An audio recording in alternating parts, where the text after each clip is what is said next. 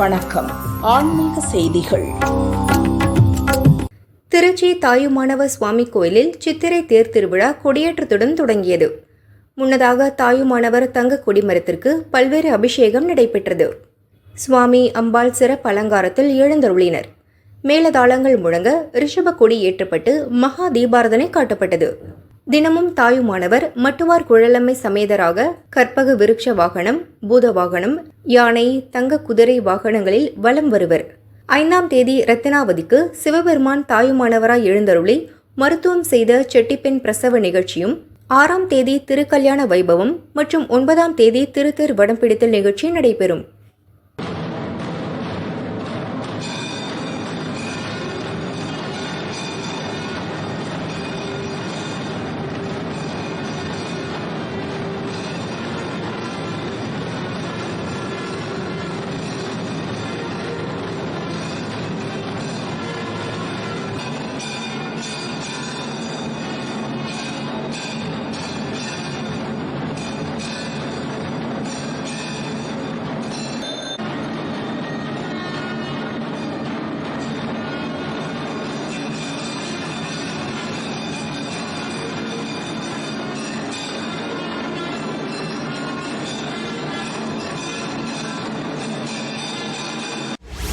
தேனி மாவட்டம் கம்பம் கௌமாரியம்மன் கோயிலில் சித்திரை திருவிழா கடந்த 15ஆம் தேதி சாமி சாட்டுகளுடன் தொடங்கியது. தினமும் பல்வேறு சமூகத்தினர் மண்டகப்படியுடன் திருவிழா நடைபெற்று வருகிறது. விழாவின் முக்கிய நிகழ்வாக காலை பக்தர்கள் பொங்கல் வைத்தல், அங்க பிரதட்சணம், அலகு குத்தி அக்னிச்சட்டி எடுத்தல், 1000 கண் பானை எடுத்தல், பால்குடம், காவடி உள்ளிட்ட நேர்த்திக்கடன் செலுத்தினர்.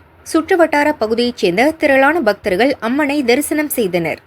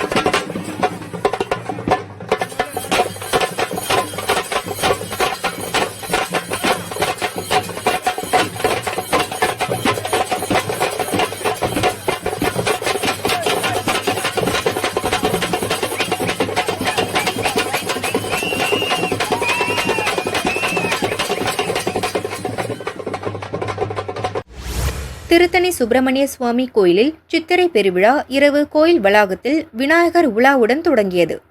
காலை உற்சவர் முருகப்பெருமான் சிறப்பு அலங்காரத்தில் கொடிமரம் எதிரே எழுந்தருளினார். காலை 4 மணிக்கு மேல் 5:30 மணிக்குள் சிவாச்சாரியார்கள் வேத மந்திரம் முழங்க கொடியேற்றம் நடைபெற்றது. கொடிமரத்திற்கு தீபாரதனை காட்டப்பட்டது.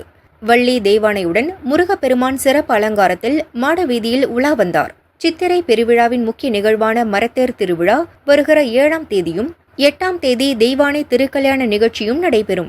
10ஆம் தேதி தீர்த்தவாரியுடன் சித்திரை பெருவிழா நிறைவு பெறுகிறது. கொடியேற்ற விழாவில் திரளான பக்தர்கள் சுவாமி தரிசனம் செய்தனர். விழா ஏற்பாடுகளை முருகன் கோயில் இணை கமிஷனர் ரமணி, அறங்காவலர் குழு தலைவர் ஸ்ரீதரன் மற்றும் கோயில் நிர்வாகிகள் செய்து வருகின்றனர்.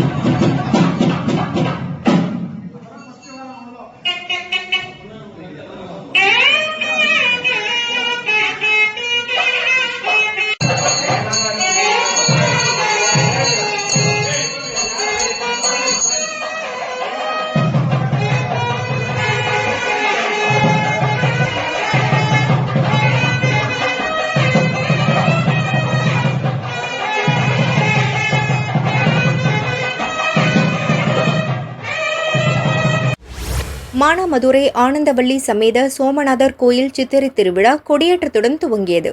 உற்சவர் சோமநாதர் பிரிய விடையுடன் சிறப்பு அலங்காரத்தில் அருள் பாலித்தார்.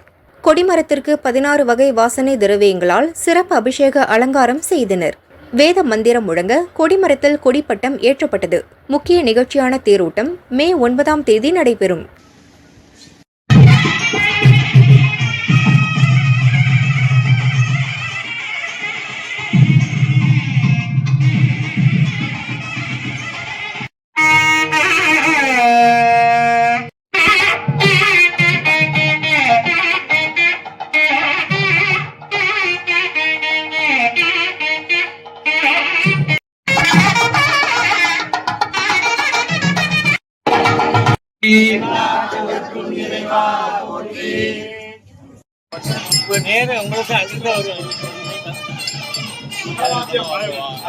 பார்வதி பதயே